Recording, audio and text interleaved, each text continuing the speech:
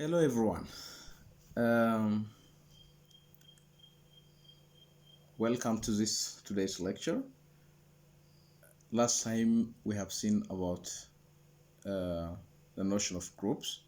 We have defined uh, the notion of group starting from groupoid, semi-group, monoid,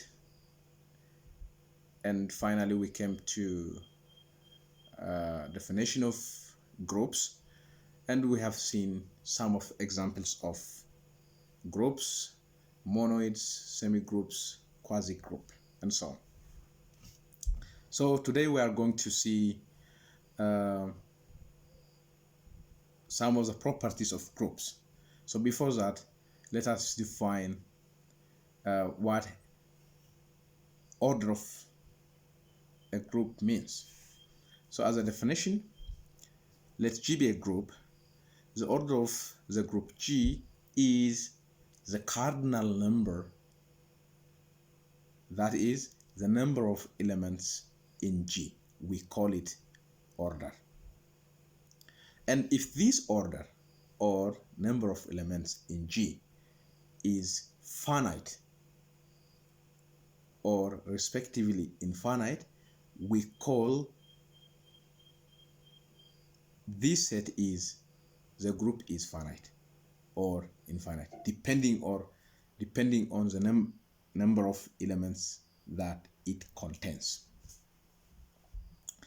So in the remaining section, we are not going to use like for a product notation, we will not use a star.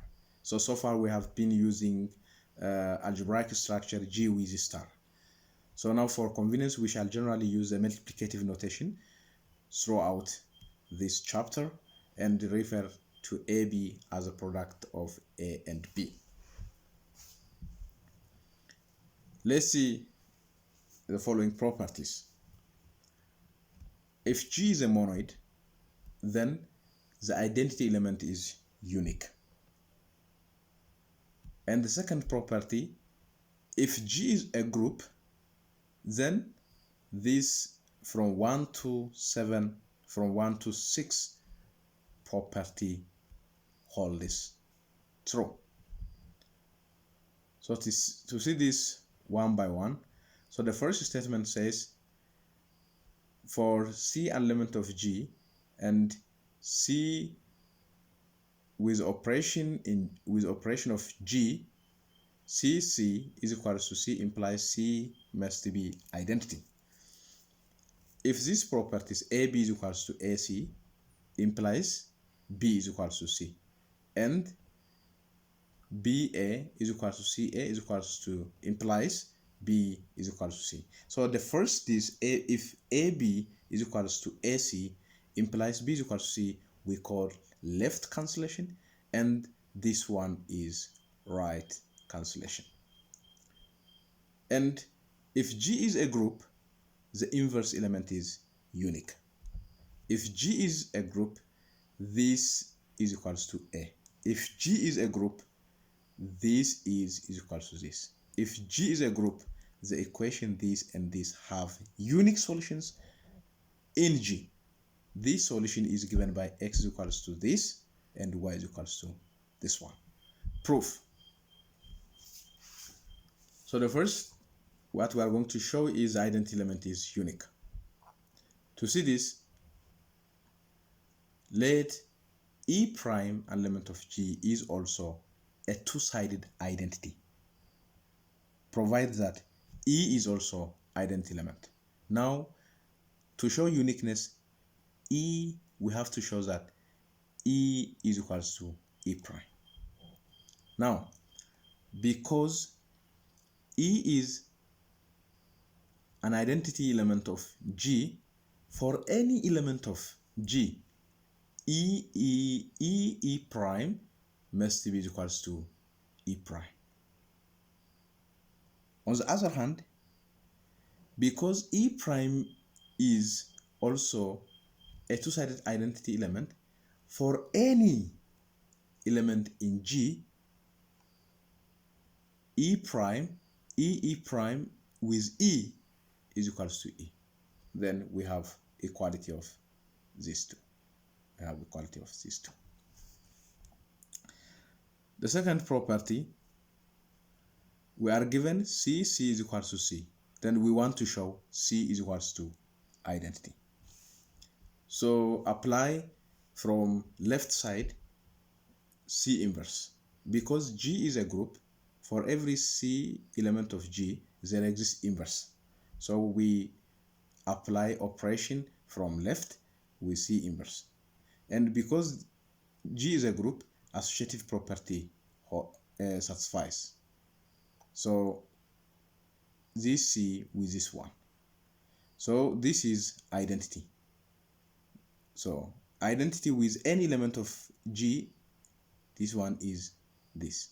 This is again identity. So we have C is equals to A.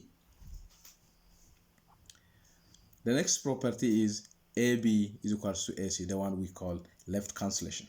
So we apply just as we did here from left side, we apply A inverse by associative property. We combine A inverse with A here and with A inverse with A here. So this is identity, this is identity. EB is equals to EC, but identity with any element is element itself, so which is B is equals to C. So similarly, so one can prove for right cancellation.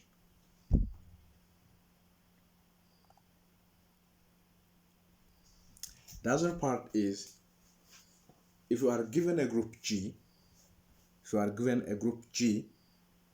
and B is an element of an inverse of A, an element of G, then we want to show that this B is a unique inverse element. So we know that for A, an element of G, A is a power of -1 is inverse of A, because G is a group. Now we want to show that because B is also an inverse of this A, we have to show that B is equals to A inverse.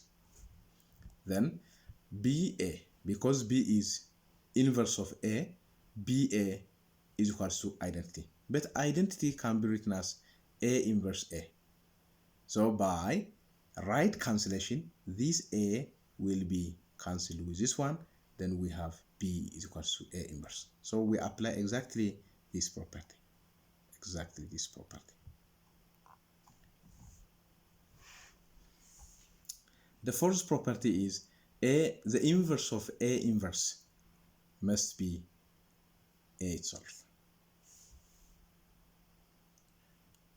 Now, because G is a group, every element is the element itself combined with identity of the group G. So we have this. Then I can write this element E, A inverse A, because A is an element of G.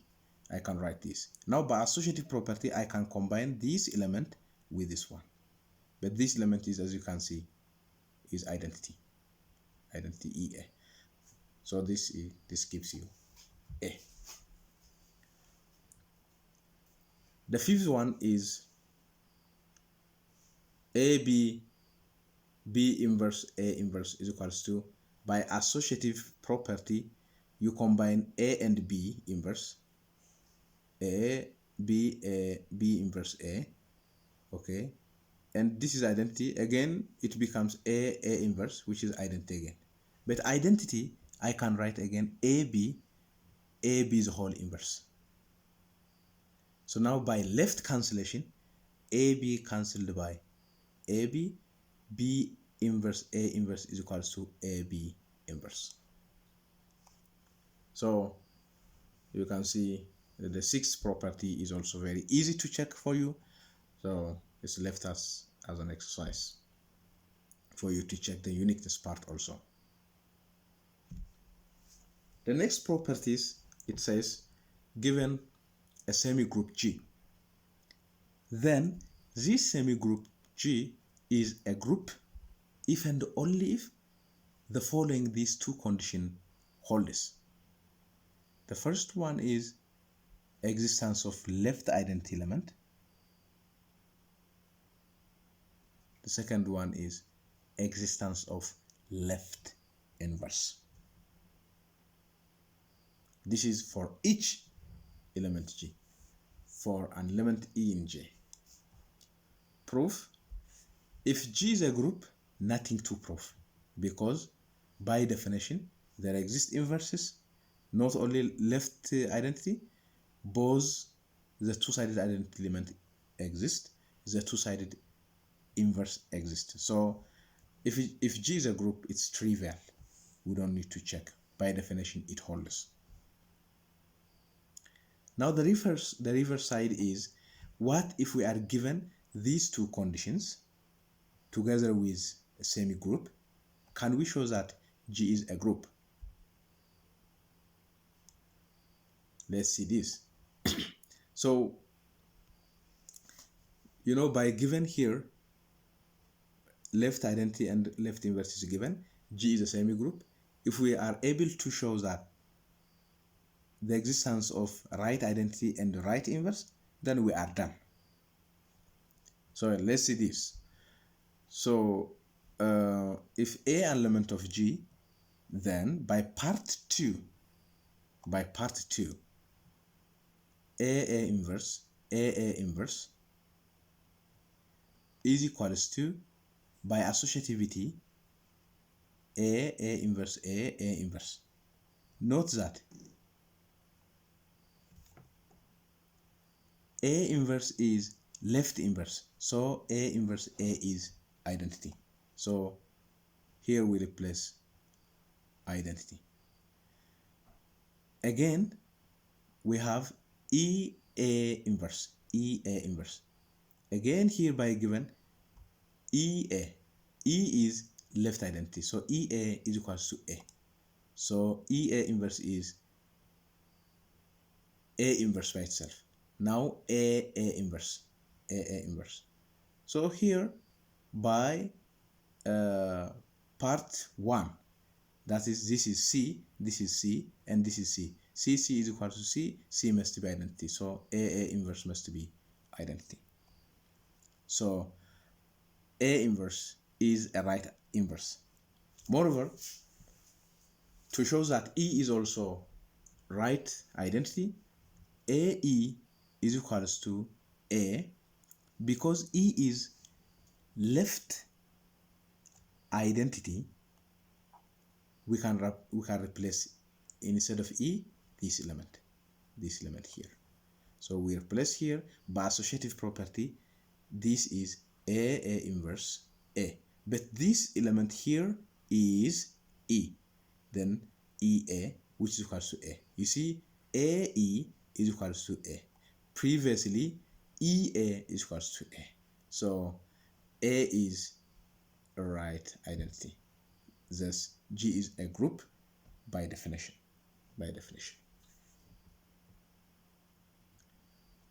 So if you replace here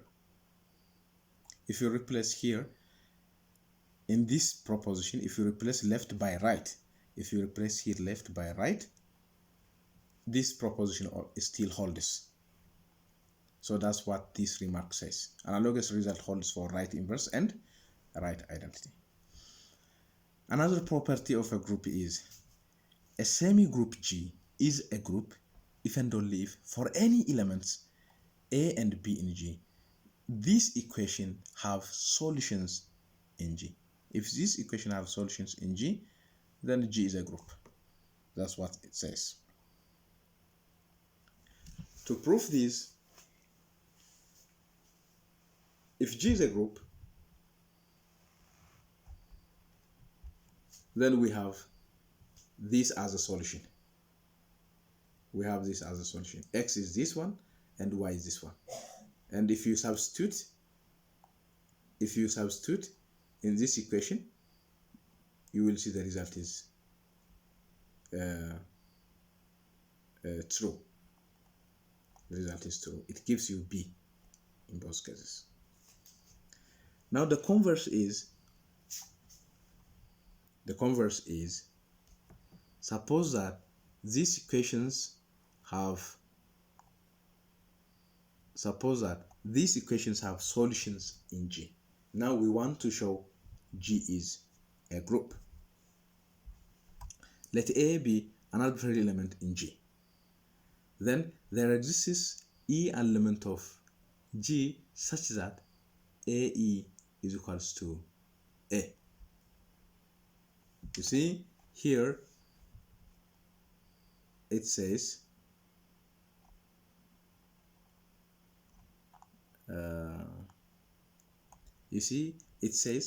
AX is equals to B, it says, and YA is equals to B.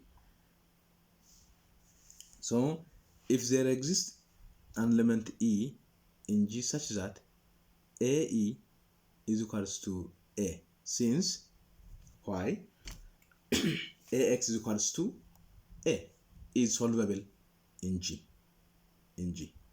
For all elements B and element of G, we show that BE is equals to B.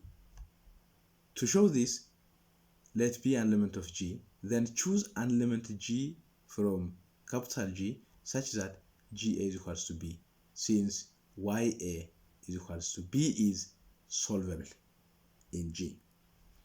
Now BE is equals to, instead of B, we substitute GA and E and G of AE, but AE is A itself, GA, but GA again becomes B. So B is equals to B, which implies E is a right identity in G.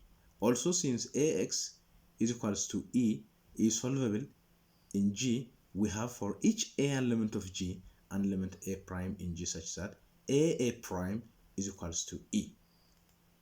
By proposition 13, G is a group. You see, this proposition means the previous proposition. We have two conditions: the existence of right identity and right inverse. You see, this A prime is right inverse and E is right identity, and by given G is a semi-group, then we apply this theorem, this proposition. By this proposition, G is a group. G is a group.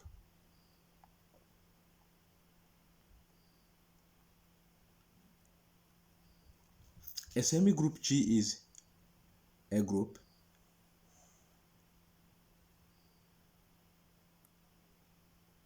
I think it's repetition. So hope you have understood this result, this property. Okay, so for a semi-group G to be a group, then if for any elements A and B in G, if this equation have solutions in G, then G can be a group. G can be a group. I hope most of you understand this lecture.